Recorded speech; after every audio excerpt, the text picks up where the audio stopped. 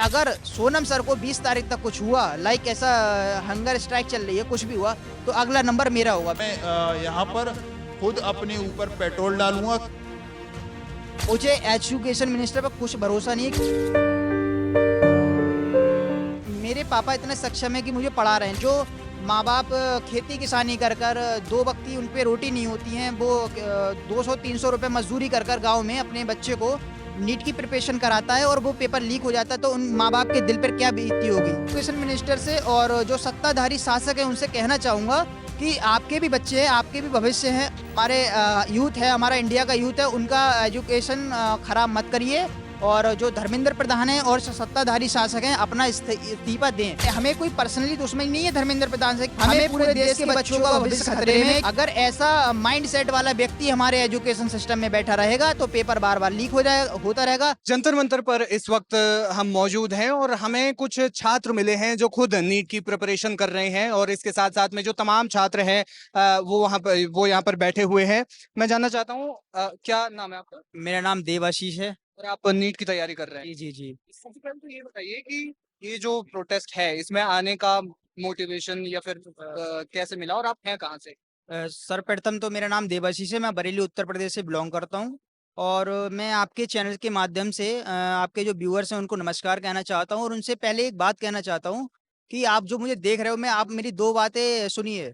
आपके भी कभी बच्चे होंगे, उनके बच्चे होंगे, तो उनका भविष्य खतरे में ना डालकर 20 तारीख को जंतर मंतर आइए और सोनम सर का जो प्रोटेस्ट है उसको संसद भवन तक पहुंचाइए। पूछ रहा था कि नीट की प्रिपरेशन करते हुए आपको कितना टाइम हो गया? और मेरा 2025 में 12th क्लियर हुआ था।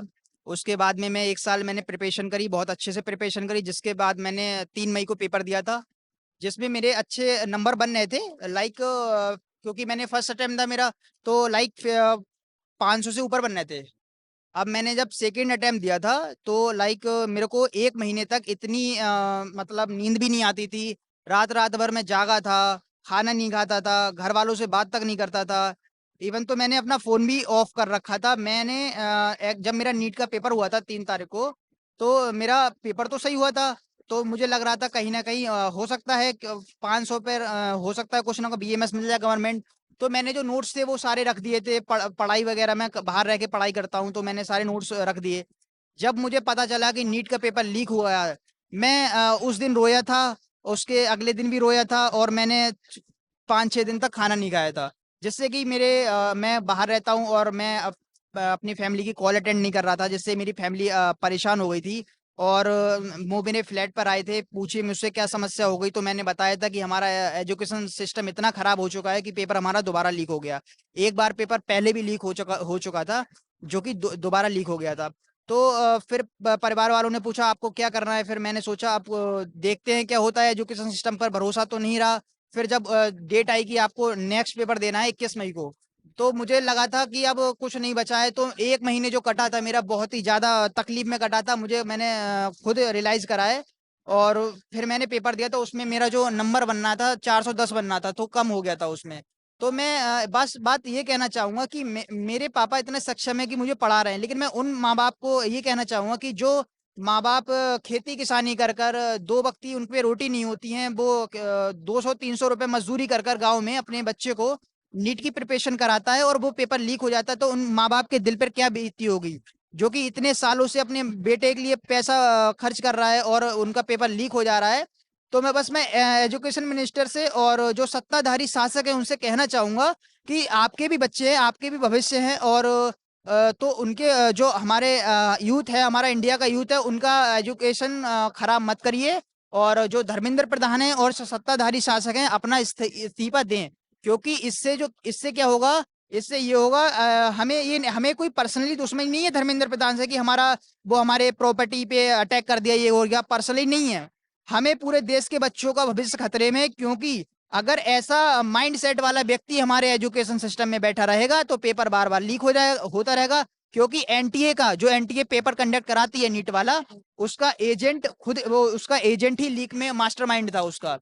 तो बस मैं ये कहना चाहूंगा कि उनका जो इस्तीफा है जल्द से जल्द मंजूर करना चाहें। और मैं दो बातें लास्ट में ये कहना चाहूंगा कि अगर सोनम सर को 20 तारीख तक कुछ हुआ, लाइक ऐसा हंगर स्ट्राइक चल रही है, कुछ भी हुआ, तो अगला नंबर मेरा होगा। मेरा नाम देवाशीष है, याद रखना। अगला नंबर मैं यहाँ पर खुद अपने ऊपर पेट्रोल डालूंगा, क्योंकि मुझे एजुकेशन मिनिस्टर पर कुछ भरोसा नहीं है। क्योंकि मैं क्या करूंगा इस देश में रहकर, जहां मैं नौकरी करूंगा 9 to 5, क्या कर सकता हूं मैं जब। एक चीज मैं आपसे पूछना चाहता हूँ, क्योंकि आप खुद भी नीट एस्पिरेंट हैं। अ, आपने कहा कि 5-6 दिन तक आपने खाना नहीं खाया, घर वालों का फोन नहीं उठाया आप। मैं ये सवाल इस पर्सपेक्टिव से पूछ रहा हूँ क्योंकि बहुत सारे बच्चे हैं जिन्होंने अपनी जान दी है। कितना मुश्किल होता है अपने घर वालों को बताना, या फिर उन्हें उन्हें फेस करना कि पेपर लीक हो गया है या फिर कुछ भी ऐसी घटना हो गई है। एक्चुअली मेरा एक फ्रेंड है मोहित शर्मा नाम का, जो कि उसके पापा खेती किसानी करते हैं। 1 बीघा जमीन है, आप जानते हो, 1 बीघा। तो वो क्या करते हैं, वो थोड़ा कहीं से उन्होंने लोन लिया था कोचिंग कराने के लिए। उन्होंने कोचिंग करी थी 50-60 हजार रुपए की।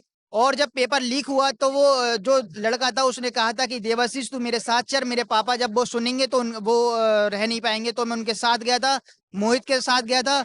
और जब मैंने उन्हें बताई थी तो उनका जो चेहरा था वो देखने लायक था।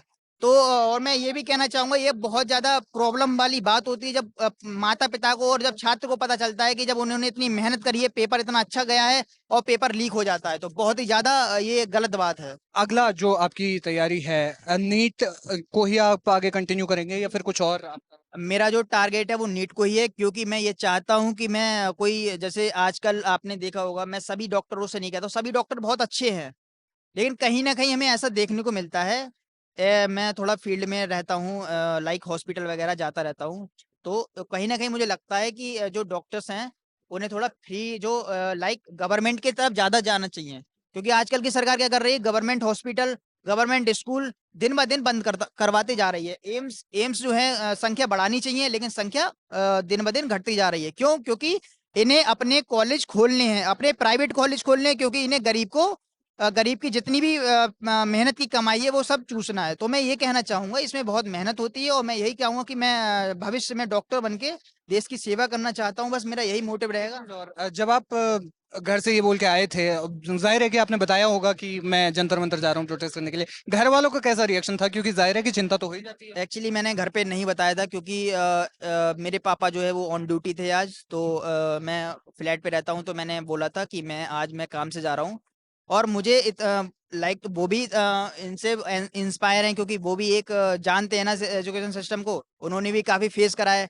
तो मैंने बस मम्मी को बता के आया हूँ कि यहाँ पर मैं जा रहा हूँ। तो मम्मी ने बोला था बिल्कुल जाइए, और ज़रूरत पड़ी तो 20 तारीख को हमारी विद फैमिली आएगी, पूरी फैमिली आएगी दिल्ली में। क्योंकि हमें पता है कि जब तक हम नहीं आएंगे, सड़कों पे नहीं उतरेंगे, तब तक एजुकेशन सिस्टम ठीक नहीं हो सकता है। बस मैं ये कहना चाहता हूँ कि ये जब ये व्यक्ति हटेगा, तो दूसरों के प्रति डर पैदा होगा कि हाँ, कि वो व्यक्ति हटा था, तो कहीं मैं नहीं हट जाऊं, इसलिए वो गलती दोबारा ना हो। ये बड़ा एक अच्छा इन्होंने पॉइंट उठाया। बहुत सारे स्टूडेंट्स, हमने इससे पहले भी हमने बात की कि कुछ लोग अपने घर वालों को बता करके नहीं आए हैं, कुछ लखनऊ से आए हैं, और देश भर से जो युवा है वो यहाँ पर आए हुए हैं। कुछ और हमारे साथ स्टूडेंट्स हैं, मैं उनसे बात करूंगा। बच्चे क्या नाम? मेरा नाम मोहम्मद उमर है। क्या अभी कौन पढ़ाई कर रहे हो या 12th खत्म हो गया अभी तो। क्या प्लान है? आगे इंजीनियरिंग करना है। अभी तो मतलब हॉलीडेज वगैरह मिले थे तो समर्थन के लिए आ गया मैं, सपोर्ट के लिए आया। मैं हैदराबाद से आया हूँ। कितने दिन से आप आ रहे हैं या फिर कितना टाइम? 19 डेज हो गए कंप्लीट। ओ 19th डे है ये। 17 साल के हैं और 19 दिन आपको यहाँ पर लगातार हो गए हैं, बड़ी अच्छी बात है। घर वालों को पता है आपके, और या पता है तो क्या रिएक्शन उनका था? नहीं पता है। एक्चुअली मेरे फादर भी बोले थे मतलब जाके सपोर्ट करो, लेकिन थोड़ी मदर खिलाफ थी। ऑब्वियसली थोड़ा तो डर तो लगता है। मैं लेकिन इधर आए बाद मतलब अच्छी खासी पहचानत हो गई, दोस्त बन गया, और एक वॉलंटियर भी बन गया मैं यहाँ का। तो मतलब अच्छा है। एक्चुअली ऐसा कुछ हुआ नहीं मेरे साथ, मतलब कुछ बुरा हुआ। मैं खैर ज्यादा तो क्या पूछूं, आप ये बताइए कि इतने टाइम में आपने 19 दिन हो गए हैं यहाँ पर रहते हुए, कि क्या क्या सीखा सबसे ज्यादा? एक्चुअली पहले एक तो सीखने के भी लिए आया था मैं। मतलब मेरी इतनी हिंदी अच्छी नहीं है, ऑब्वियसली मैं वहाँ से हिंदी भी सीख चुका हूँ अच्छी खासी थोड़ी बहुत। और मतलब बहुत सारे मतलब ग्राउंड लेवल पे नॉलेज मिली। बहुत अच्छे अच्छे लोगों से बुक पब्लिश करते हैं उन लोग से भी नॉलेज मिली। मतलब मुझे अंदाजा नहीं था कि मतलब इतना कुछ सीख जाऊंगा, लेकिन अच्छी खासी नॉलेज मिली। और हैंडल करना, मतलब ऐसा स्टेज फियर थोड़ा खत्म हो गया ऐसा। इस्तीफे को लेकर के जो भी बातें चल रही है, जो भी मांग चल रही है, आपका इस पे क्या टेक? ऐसा, क्योंकि आप एक बहुत यंग हो अभी, तो उस पे। देखिए वो आके 4 साल हो गया, 2020 5 साल हो गए एक्चुअली। उसमें 2 बार मतलब नीट लीक हो गया, नीट पेपर, और सबसे मतलब इम्पोर्टेंट और मोस्ट वैल्यूएबल इंडिया का सबसे बड़ा एग्ज़ाम है। तो मतलब एक बार बंदा मतलब 5 साल में आके 2 बार वो लीक हो चुका है। और यही जिस लिए प्रोटेस्ट हुआ, उस टाइम में भी टेट का पेपर लीक हो गया। मतलब थोड़ी तो इतना तो रखना के थोड़ी शर्म, इतने इतने मतलब 12 साल में करीबन 150 से ज़्यादा पेपर लीक। तो एक्चुअली ये एक बंदे का भी मुद्दा नहीं है, एक्चुअली ये पूरा सिस्टम है जो करप्ट है। खाली मैं एक पॉइंट ऑफ व्यू से नहीं आया मेरे, एक्चुअली मैं बताया गया तो मतलब एजुकेशन से रिलेटेड जो सिस्टम है पूरा। आप सड़क को लेके देखिए, रेलवे स्टेशन को, गवर्नमेंट जो भी है नेसेसिटी, कुछ भी, सब में मतलब एक्चुअली करप्शन है, सब में, हर चीज़ मतलब एक्चुअली कोई एक सरकार को भी ब्लेम नहीं कर सकते अपन। लेकिन ये सरकार में एक बार भी इस्तीफा नहीं हुआ, पिछली सरकार में हुआ था। कोई मतलब मैं एक नहीं चाहता हूँ कि राहुल गांधी सही है या कांग्रेस सही है। हर एक ऑब्वियसली बात है, अगर मैं भी अगर पार्टी रहूँगा, करप्शन तो रहेगा। कोई ये पीछे जाने वाली चीज़ नहीं है। लेकिन जो सिस्टम जो इतना करप्ट हो चुका है, और जब इतना सारा यूथ जब आ चुका है, और एजुकेशन मिनिस्टर जो एक्चुअली एजुकेशन मिनिस्टर डिजर्व करते थे वो, और इतने बड़े जो एजुकेशनिस्ट है वो हंगर स्ट्राइक पे बैठे हुए, कोई एक मतलब एक स्टम्प भी नहीं आया उनका से, एक स्टेटमेंट भी नहीं आया। लेकिन एक आया था कि दहशतगर्द की बी टीम। तो ये क्या लॉजिक है समझ में नहीं आया। मतलब इतना बड़ा जब बड़े-बड़े सेलेब्स आके उनका सपोर्ट कर रहे हैं, दूसरे पार्टी वाले आके सपोर्ट कर रहे हैं, तो आप एटलीस्ट कुछ तो आप ना बोले सही है, लेकिन एटलीस्ट दहशतगर्द की बी टीम मत बोलिए या वायरस मत बोलिए।